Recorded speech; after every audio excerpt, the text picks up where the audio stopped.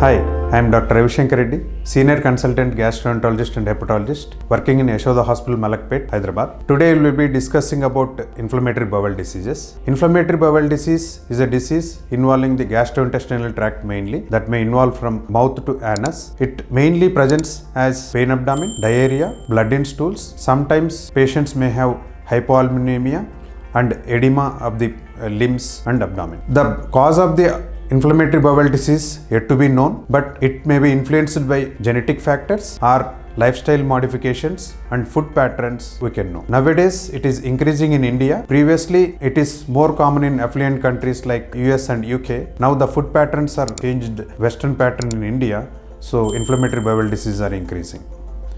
Second thing, there is more diagnostic criteria and availability of investigations will be increasing the incidence of inflammatory bowel diseases. There are established diagnostic criteria and tests for inflammatory bowel disease, that may be CT scan or colonoscopy with biopsy for diagnosing the inflammatory bowel disease. My advice to the patients who are diagnosed with inflammatory bowel disease is, it's a lifelong disease. You need to understand the disease pattern and you need to be on long-term medications. You need to follow the advice of the doctor and you need to have compulsory follow-ups as advised by the doctor. Right now, the investigations and the treatment is well established. It can definitely control the disease and your lifestyle will be very much good with the medications. If you are not adhering to the medications, the complications like long duration of the abdominal pain, sometimes hypoalbuminemia, and may go into cancers if it is prolonged and not treated properly. Thank you.